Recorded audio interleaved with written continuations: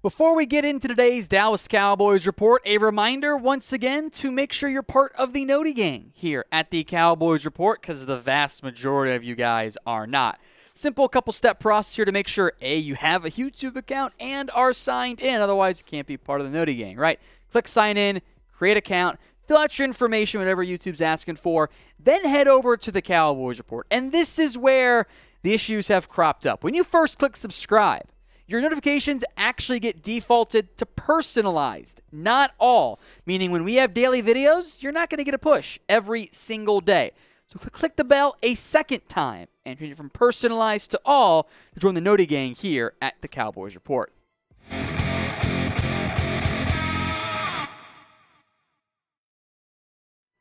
Today's Cowboys Report is made possible by Manscaped. They offer 20% off and free shipping on all of their top-of-the-line men's grooming products when you head over to manscaped.com and use promo code COWBOYS. That includes the Lawnmower 4.0 and the Boxers 2.0. More on that in a little bit. But first, is this a Kelvin Joseph breakout year or is it a make or break year already for the second-year corner?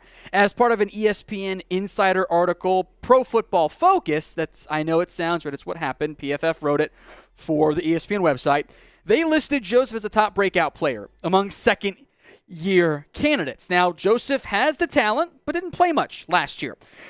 Here's part of what PFF wrote. Quote, while first-round cornerbacks Greg Newsome and Eric Stokes are also excellent breakout candidates, and Pat Surtain already qualifies as having broken out, there's reason to believe the Cowboys' second-rounder is in for a big sophomore campaign. It took Joseph a while to see the field as a rookie in 2021, but it was worth the wait. Now, Joseph did not play much in his first year, 164 coverage snaps in total, or coverage stats, I should say. 8 of 17 from a completion target perspective, 89 yards allowed, the 1 touchdown, 2 pass breakups, and really should have had one of those picks. It was right in his hands, and he could not bring it down. And the lack of playing time is part of what PFF is intrigued by here. Quote, what makes Joseph all the more intriguing is the unknown. He played all of 757 snaps his entire collegiate career. A top recruit in Louisiana, Joseph began at LSU and played 222 snaps in 2018 before being suspended for the Tigers bowl game and subsequently transferring. Landed at Kentucky, where he had only 271 yards in his lone season with the team. The lack of snaps is a very real thing for Kelvin Joseph. Now, look, he's young. He's a young football player, but you will find some college corners who can play upwards of 800, 700 snaps. So we're talking about through 4 years, pivotal years, early in college, early in the NFL, Joseph has played a snap count reflective of maybe a year and a half. So that's untapped talent, but it is untapped, and it's also an unknown, and that is both appealing and also concerning because he hasn't played very much. More on Joseph in a second, but I just want to know in general. Do you believe in Boss Man Fat? Do you believe in Kelvin Joseph? This is going to be the pinned comment on today's show. Why for yes and for no? Head to the pinned comment and sound off. Let's look at some of the pros and cons of Kelvin, right? Number one, pro-wise, he's only just 21 years old. He turns 22 later in the year. He's very young. The talent and upside is there. We've seen flashes when he's been available and able to play. And he did play well in those handful of snaps. The cons are quite obvious. There are very real off-the-field issues and red flags. They were there in college. The Cowboys knew about them, and they reared their head again in the offseason. There is some trust concerns from the Cowboys, and there are other options at corner. And I would feel better about a breakout candidate, and I think the Cowboys would have done this if they trusted Kelvin Joseph, if one of Anthony Brown or Jourdan Lewis, more on him in a second, by the way, weren't on the roster. Anthony Brown, the Cowboys, we all knew entering last year's draft, got to go corner, got to get a corner, got to get a corner. Nobody believed in Anthony Brown. Understandably so. This year, or I should say last year, he played really well. Outside of the Bucs game against Antonio Brown and the BS flags against the Raiders, he was awesome all year long, in all honesty, despite the name brand that comes along with it there. Decent amount of yards allowed. They had a lot of passes thrown their way. Brown did play well, and that makes this training camp, I think, pivotal and critical for Kelvin Joseph. He needs to emerge. He needs to stay healthy. He missed too much time last year. Various bumps and bruises. Missed some time at minicamp with a minor ding. But if you're not out there getting reps and proving to your coaching staff that you can play, that they can trust you, they're not going to give you shots in the games that matter. So prediction time. How many games will Kelvin Joseph start in 2022? I don't foresee it being all 17, barring injury, knock on wood, but I want to hear from you guys. Make your predictions for me right now in the comments section. While you're down there, click the link that takes you over to manscaped.com and use promo code Cowboys for 20% off and free shipping on everything, including the Boxers 2.0.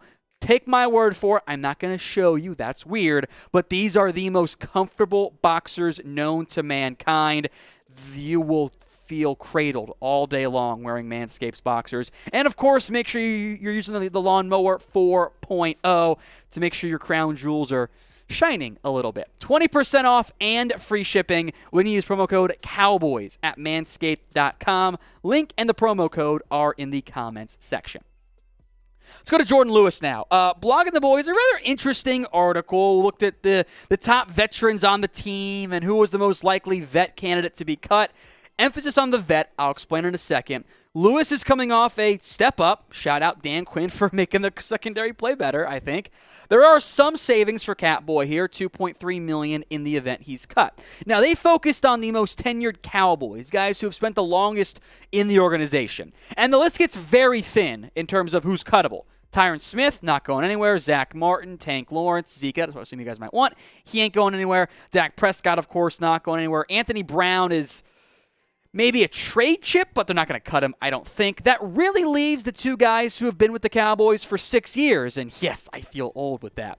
Jourdan Lewis and Noah Brown. Now, I was surprised to see Blogging the Boys pick Jourdan Lewis, but we're a show for the people. We'll let you guys decide. If you had to, I'm making you pick one. Don't just type in none. No cowards allowed here at the Cowboys Report. Pick one of these guys to cut. JL for Jourdan Lewis or NB for Noah Brown. Now, here was the pitch from Blogging the Boys as to why they picked Lewis over Brown. Part of it was, I think, just to be different a little bit. The path for Lewis being released consists of any of the younger corners stepping up and showing potential. Guys like Kelvin Joseph, Nashawn Wright, and rookie Deron Bland all have a shot to compete for reps at corner. If any one of these players performs, it could either push Lewis out of the slot or push Brown from the outside. In either scenario, Lewis is the odd man out because if Brown loses his spot on the outside, he'd just take Lewis's spot in the slot. So I think they're right in terms of Brown shifting to the slot. He's done it before. I think the phrase I would change is that, as opposed to any of the young players stepping up, I think it has to be multiple. Because this scenario could exist, right? Trayvon Diggs plays great. Anthony Brown plays great. Let's say Kelvin Joseph emerges. Awesome, great. Start Kelvin Joseph. You cut Jourdan Lewis. Then one of those guys gets hurt. And now you're down to... You lose Jourdan Lewis. He's not on your team. Northside having a pretty good year in nickel corner. Now you're down to unknowns in Nashawn Wright and Deron Bland if those guys don't show flash and promise and ability. That type of thinness at corner isn't necessary when you have the roster numbers to do so. So in the event, I think at least two of the young corners really step up this year, I'll give it a chance. I would say a trade is very possible at that point. He's not that expensive. Jourdan Lewis played well last year. He's not the NFL's best nickel corner, but he is pretty solid. So what would you do with Jourdan Lewis, one of the original members of the free insert player name campaign? Worked a lot better than Bradley and I. K for keep or C for cut. What would you guys do with Jourdan Lewis?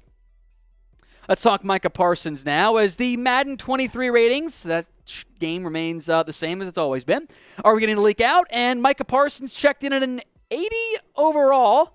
That is, of course, 88 overall for the second-place vote getter in the Defensive Player of the Year race. And his speed rating dropped from the end of last year because that makes a lot of sense. Of course, does not. We'll look at some of the other ratings and why this is just Madden being stupid. But what do you think Micah Parsons' rating should be in Madden? Is it 88, or is it probably a lot higher? That's the route I tend to go. Sound off for me right now in the comments section. Here are the top 8 linebackers. Off-ball focus here. Bobby Wagner's a 94, Fred Warner's 94 overall. Demario Davis, 93. Levante David, 92. Bobby Wagner's a 91. That's interesting because that's very high for a play. He was not a top 5 linebacker last year. That's very much too high as far as I'm concerned. Darius Leonard's a 90. Roquan Smith's 89. Eric Kendricks, 88. Then there's Micah Parsons. I know Madden is doing it. They did it for Jamar Chase. The second-year player ratings are shockingly low. But you can't pitch to me, hey, this guy was second in Defensive Player of the Year race. He's not a top 5 player at his position. Doesn't make sense. It's even weirder when we go to the edge ratings. Myles Garrett checks in, of course, at 99 overall. Not TJ Watt, which, again, I will refer back to the Defensive Player of the Year. TJ Watt won it. Micah Parsons was second. Aaron Donald was third. Myles Garrett got no votes. Why is Garrett 99 overall? Doesn't make any sense. TJ Watt, 96. The Bosa brothers on there. Khalil Mack, Von Miller, because remember, it's always overhyped for older players. Cam Jordan. DeMarcus Lawrence is a 90. You guys know by now that I'm a big DeMarcus Lawrence fan. I cannot, under any argument, go, yes, DeMarcus Lawrence should be rated higher than Micah Parsons. I can't do it. Micah was elite last year. 84 tackles, 13 sacks, 20 tackles for loss in that unique hybrid outside edge rusher linebacker role. He looked special in year one. I think in terms of the second-year players you can just go all in on, I think guys like Jamar Chase and Micah Parsons should be on there. It doesn't make any sense. Parsons was incredible in his first year. Better than anyone, even the Cowboys themselves, thought he was going to be. For him to be an 88 overall is just flat out disrespectful.